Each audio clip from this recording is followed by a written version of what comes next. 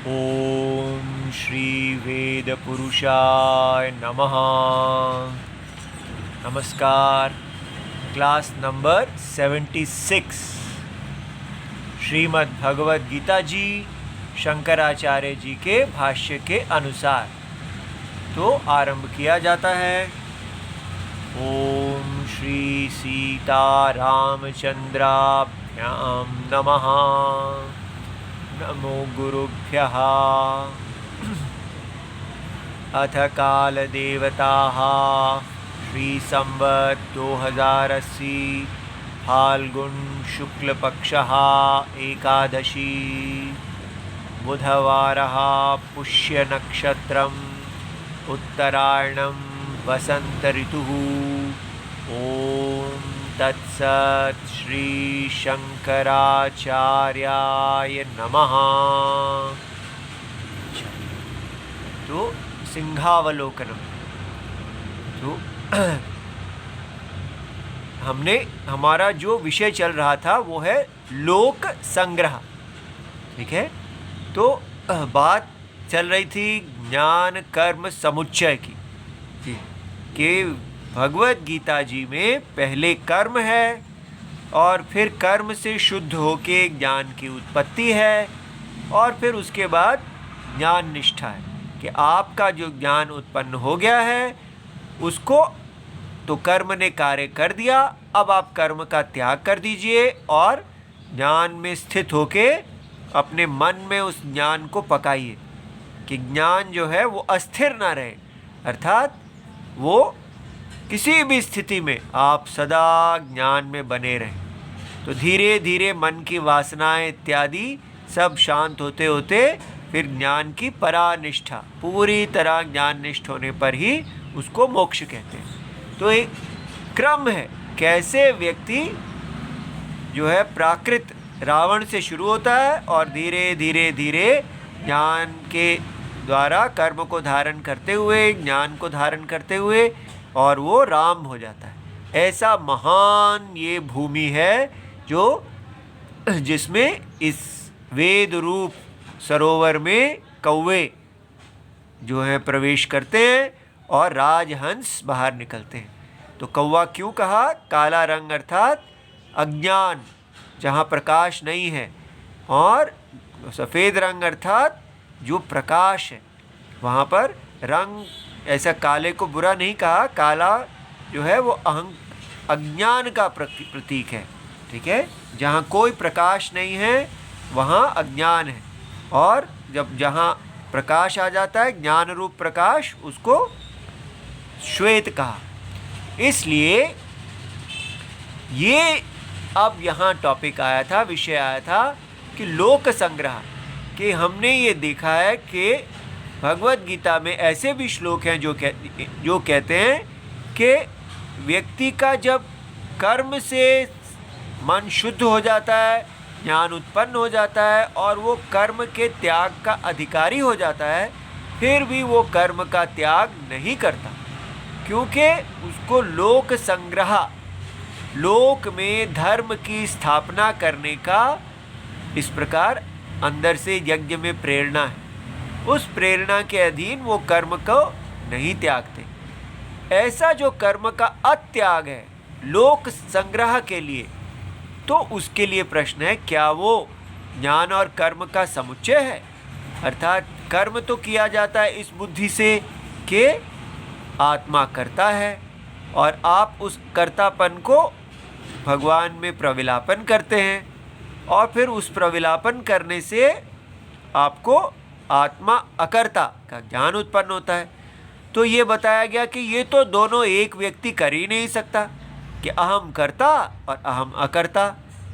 लेकिन यहाँ एक ही व्यक्ति, उसको अकर्ता आत्मा का ज्ञान उत्पन्न है, फिर भी वो कर्म कर रहा है। तो ये कैसे हो रहा है, कैसे संभव है, ये समझाने के लिए लोक संग्रह का टॉपिक शुरू किया गया था। तो अब हम उसी को आगे देखते हैं कि ये देखिए आज का विषय काम्य कर्म और निष्काम कर्म, ये दोनों अलग अलग प्रकार के कर्म नहीं हैं।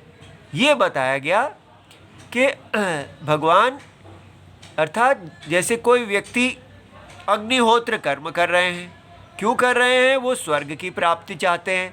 अगर वो ऐसा चाहते हैं तो उनको हम कहेंगे ये काम्य कर्म है। लेकिन अगर वो अग्निहोत्र कर रहे हैं इसलिए क्योंकि देवताओं के प्रति उन होना, उनका ऋण मुक्त होना, और वो उस अग्निहोत्र यज्ञ को कर रहे हैं, तो क्यों कर रहे हैं? बस ये नित्य कर्म है, उनको किसी फल की इच्छा नहीं है, तब वो काम्य अग्निहोत्र नहीं कहलाएगा। एक ही अग्निहोत्र है जो पहले काम्य था, आपके संकल्प से वो काम्य था, और अब आपका संकल्प निष्काम हो जाने से वो निष्काम अग्निहोत्र हो गया। तो ये दो अलग अलग प्रकार के अग्निहोत्र नहीं हुए, एक ही अग्निहोत्र है। आपका काम्य संकल्प, कामना के साथ संकल्प किया तो वो काम्य अग्निहोत्र हो जाएगा, और वही अग्निहोत्र कर्म जो है यदि आपने निष्काम नित्य कर्म भाव से किया कि ये मेरा ऋण का विमोचन है, तो वो निष्काम कर्म हो जाएगा। ऐसा अब ये देखिए तो कैसे बुद्धि के बदलने से वही काम्य कर्म निष्काम कर्म हो जाता है, क्योंकि कर्म तो एक ही है। तो एक बुद्धि ने उसको काम्य कर्म बना दिया और दूसरी बुद्धि ने उसको निष्काम बना दिया। ये हमें समझ में आया, एक ही कर्म अगर दो अलग अलग बुद्धियों से किया जाए तो वो काम्य या निष्काम हो जाता है। तो इसी उदाहरण इलस्ट्रेशन को बताकर शंकराचार्य जी जो हैं दिखाएंगे कि कैसे ज्ञानी के कर्म भी बुद्धि बदलने पर अकर्म बन जाते हैं। ठीक है, जो पहले कर्म थे वही बुद्धि ज्ञान की उत्पत्ति के बाद वो अकर्म हो जाते हैं। इसलिए अगर ज्ञानी जो हैं लोक संग्रह के लिए, काम्य बुद्धि के लिए नहीं, लोक संग्रह के लिए कर्म करते हुए दिखते हैं तो उनके कर्म को कर्म नहीं समझना चाहिए। ये बात समझाने के लिए आज का भाष्य है। ठीक है, तो ये भाष्य हम देखते हैं। ये देखिए यहाँ पर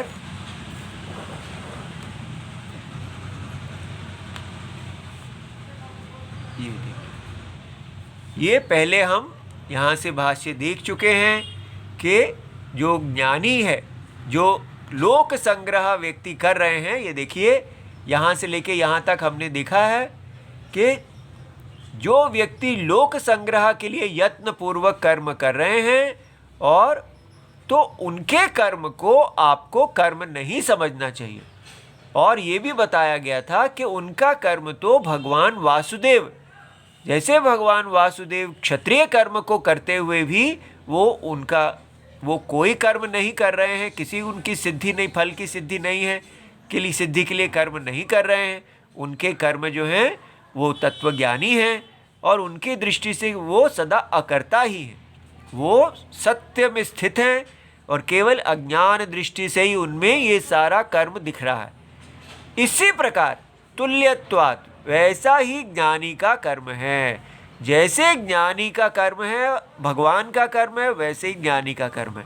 दोनों इतना श्रेष्ठ है ज्ञान कि जो कर्म ज्ञानी करता है, लोक संग्रह के लिए करते हैं, वही वो बिल्कुल तुल्य है भगवान अवतार रूप में जो कर्म करते हैं, दोनों अकर्ता हैं।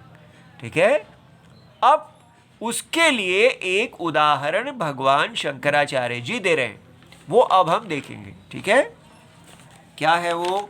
ये देखिए, यथाच, इसको पढ़ देते हैं और फिर इसकी संधि तोड़ के हम अपने पेपर पे देखेंगे। यथाच स्वर्ग आदि काम अर्थिनः, ठीक है, तो अग्निहोत्रादि काम साधन अनुष्ठानाय, तो हमको इसके नीचे पेंसिल से लिख भी सकते हैं हम, काम साधन अनुष्ठानाय आहित अग्नेः काम्य एव अग्निहोत्रादौ प्रवृत्तस्य सामीकृते विनष्टे अपि कामे तदेव अग्निहोत्रादि अनुष्ठितः अपि न तत् काम्यम अग्निहोत्रादि भवति। ठीक है, अब इसको हम जरा आराम से देखते हैं। ठीक है, कैसे? तो यथा च स्वर्ग आदि काम अर्थिनः, यथा माने जैसे, तो कोई ऐसे व्यक्ति हैं जो स्वर्ग आदि काम के अर्थी हैं। अर्थी माने प्रार्थी, इच्छा करने वाले, जैसे विद्यार्थी, विद्या की इच्छा करने वाला। तो ये कौन है? ये स्वर्ग आदि काम अर्थी हैं। तो आदि माने स्वर्ग लोक जो है, देवताओं का लोक है, पितृलोक, इस प्रकार जो है वो अर्थी है। ठीक है, जैसे शबरी जी जो थी वो गुरु लोक की अर्थी थी। वो मातंग मुनि उनके गुरु थे और शबरी को वो आज्ञा दे गए थे कि राम जी आएंगे तो आपने उनको मार्गदर्शन करना है। तो और वो अपने गुरुजी से इतना प्यार करती थी कि वो अपने गुरुजी के जिस लोक में गुरुजी गए हैं मातंग मुनि, वो उसी लोक में जाना चाहती थी। तो उनको उसी की कामना थी, इसलिए वो जैसे ये स्वर्ग अर्थी थी, वो गुरुलोक अर्थी थी। ऐसा रामायण में बताया गया है, वाल्मीकि रामायण में। अच्छा, तो अब आपको समझ में आ गया काम्य कर्म। यथा च स्वर्ग आदि काम अर्थिनः अग्निहोत्रादि काम साधन अनुष्ठाय। अब उनको कहा कि जब उनके अंदर इच्छा है स्वर्ग जाने की, तो वो अग्निहोत्र जो है काम की इच्छा से, कि स्वर्ग का साधन है अग्निहोत्र कर्म, तो हम अग्निहोत्र कर्म का अनुष्ठान करेंगे। तो उसके लिए आहित अग्नि है। ठीक है, तो आहित अग्नि कौन होता है? आहित बड़ा अच्छा शब्द है, वैदिक। आहित अग्नि माने ब्राह्मण जो यज्ञ की पावन अग्नि को अभिमंत्रित करते हैं। तो उन्होंने उनको मंत्र से उस अग्नि में अग्नि देवता को आवाहन किया, तो वो अब वो अग्नि को स्थापित कर चुके हैं। यज्ञ में उन्होंने अग्नि को स्थापित कर दिया।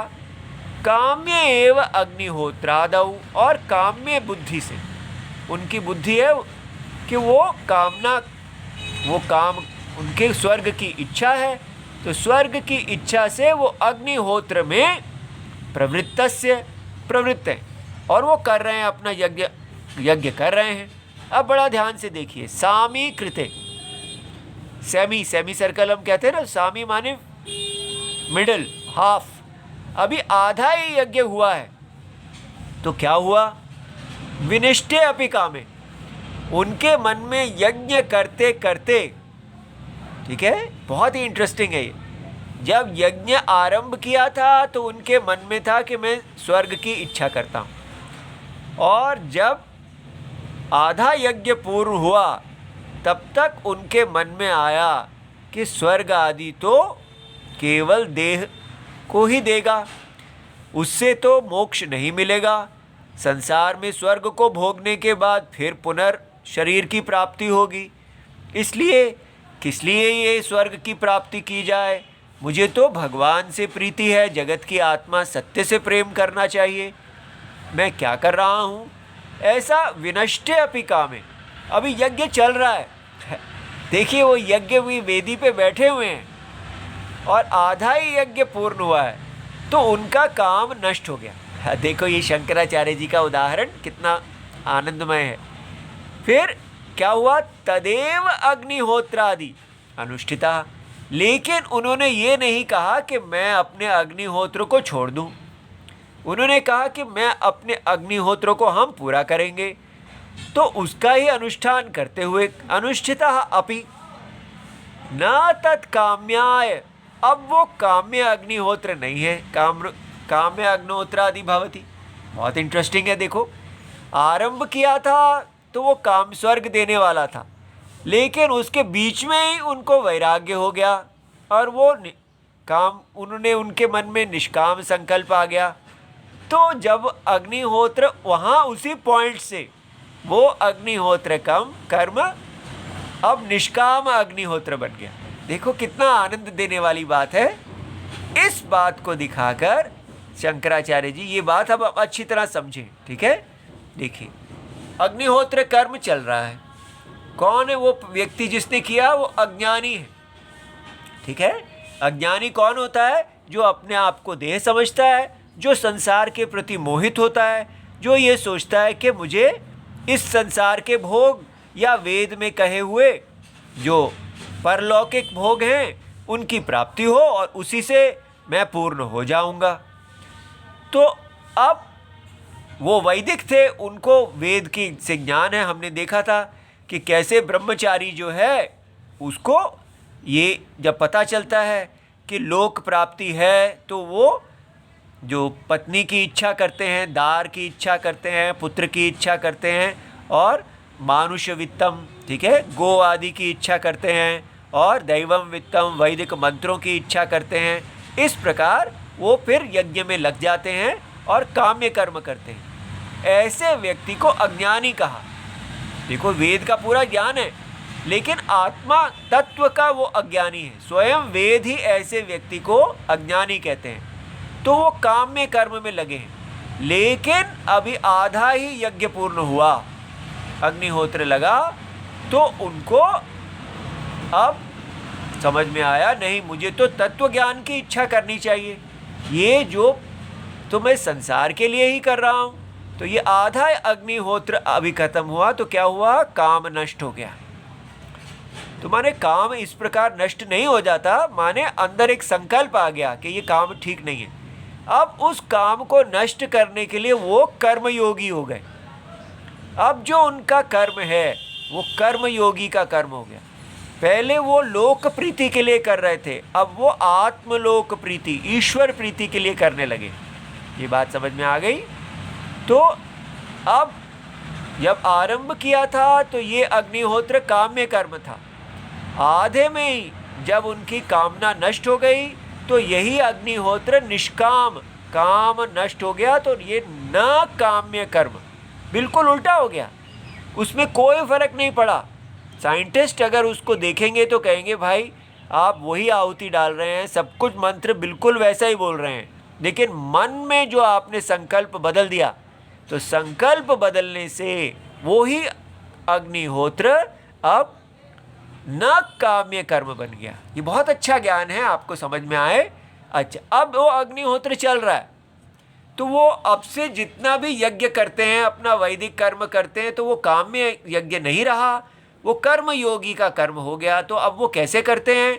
वो देखते हैं कि नारायण जगत की आत्मा यहाँ पर हैं और ये सब पूरा शरीर जगत की आत्मा का है और मैं उस जगत की आत्मा के अंदर ही मेरा शरीर है और इसलिए ये मेरा अहंकार जगत की अहंकार, आत्मा के अहंकार के अंदर है। इस प्रकार ये जो मेरी इंद्रियां हैं ये जगत की इंद्रियों के अंदर हैं, मेरा मन जगत की भगवान के इंद्रियों के अंदर है। इस प्रकार वो अपनी एक एक चीज़ को भगवान की सर्व समष्टि असीम बुद्धि जो उनके अंग हैं, उनके कर्ण हैं, उनके अंदर प्रविलापन कर लेते हैं। इस प्रकार वो इसको बोलते हैं अनन्य, न अन्य। यहाँ पर अन्यता थी, अहम अन्यः ईश्वरः अन्यः। ये व्यक्ति ऐसा सोचते थे मैं अन्य हूँ, ईश्वर अन्य है, तो मुझे ईश्वर को यूज़ करना है अपनी कामना की इच्छा के लिए। ये रावण है। रावण ने इसी प्रकार जो भी शंकर जी की भक्ति की, उनके वो सारी की सारी केवल काम्य थी, इसलिए काम्य जो कर्म है वो रावणता को दूर नहीं करता। ये बात समझ में आई? लेकिन जब उनके अंदर कामना नष्ट हो गई तो वही रावण अब ईश्वर की प्रीति करने लगे, ठीक है।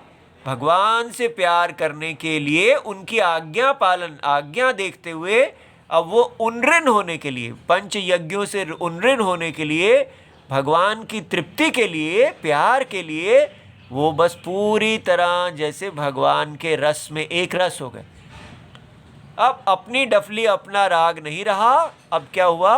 भगवान के राग में पूरी तरह घुल जाना, ठीक है। और वो उनका वो हनुमान जी हो गए, ठीक है।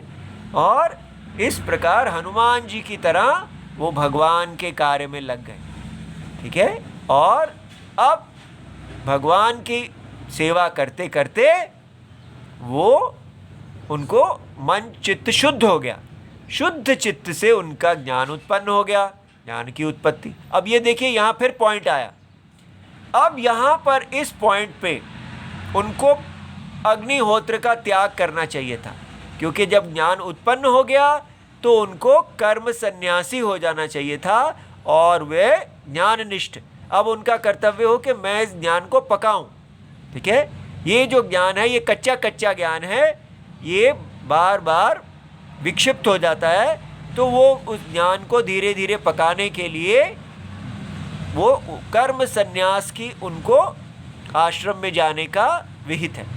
लेकिन इस पॉइंट पे आके जहाँ उनको कर्म का त्याग करना चाहिए था वो कर्म का त्याग नहीं करते।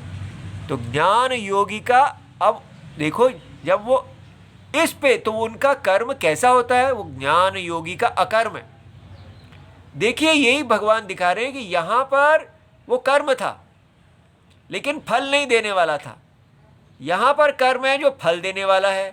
वही कर्म यहाँ पर कर्म है लेकिन फल नहीं देने वाला। ठीक है, जब वो कर्म योगी का कर्म बन गया, अब वही कर्म यहाँ पर है तो वो ना तो फल देने वाला, वो अकर्म बन गया, वो कर्म ही नहीं रहा। देखिए क्या कमाल है, जैसे उनकी बुद्धि बदली, आत्मा अकर्ता और सब कर्म जो हैं ये मिथ्या है।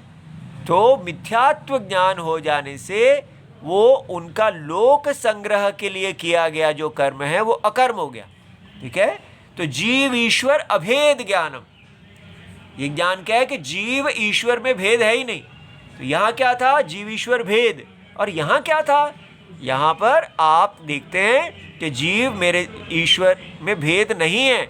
आप उस प्रकार अपने भेद का प्रविलापन करते हैं, ये समझना है। यहाँ उस भेद का प्रविलापन माने उसको घुलाते हैं। जैसे कोई प्रदेश, भारत का प्रदेश कहे, बंगाल कहे कि मैं भारत हूँ, भारत मेरे में व्याप्त है, इस प्रकार वो अपने भेद की, अपनी सीमा को भारत के अंदर प्रविलापन कर दें। तो ये प्रविलापन अवस्था है।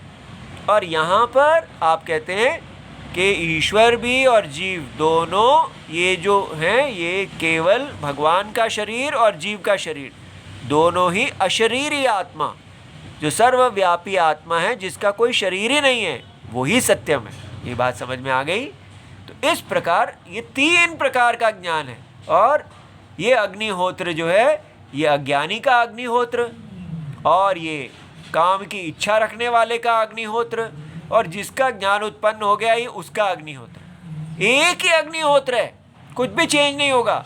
लेकिन उनकी बुद्धि बदलने से वो अब पहले था काम्य कर्म, फिर बन गया निष्काम कर्म, और फिर बन गया अकर्म।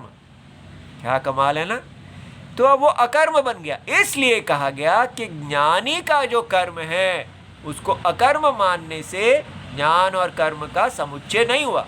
उनके ज्ञान के साथ कोई कर्म नहीं है, कर्म ने, उनके ज्ञान ने कर्म की बाधा कर दी। ये बात समझ में आ गई? बहुत अच्छे। अच्छा देखो, अच्छा तो अब हम इसके आगे देखते हैं। ये देखिए, अब भगवान शंकराचार्य जी हमको आगे भाष्य देते हैं, जिसमें ये देखिए,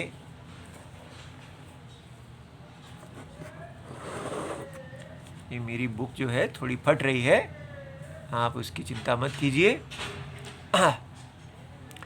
अब भगवान ने ये बात बता दी हमको, तो कहते हैं देखिए भगवद गीता में भी यही बात कही गई है। कहाँ कही गई है? तथा च दर्शयति भगवान, कहाँ? कुर्वन् अपि न करोति। ठीक है, न करोति न लिप्यते इति तत्र तत्र। तो ये जो अब हम इस ये जो भगवान का बताया हुआ श्लोक है इसको भगवद गीता में से देखते हैं। बहुत सुंदर श्लोक है, ये देखिए।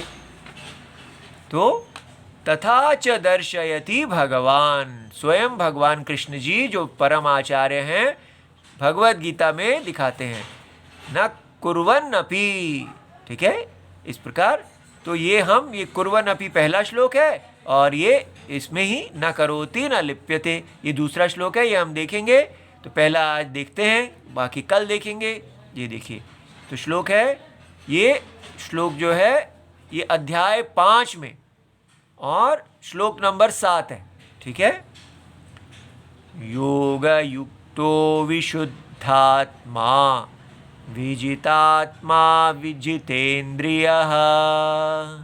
फिर से सुन लें, योग युक्तो विशुद्धात्मा विजितात्मा जितेन्द्रियः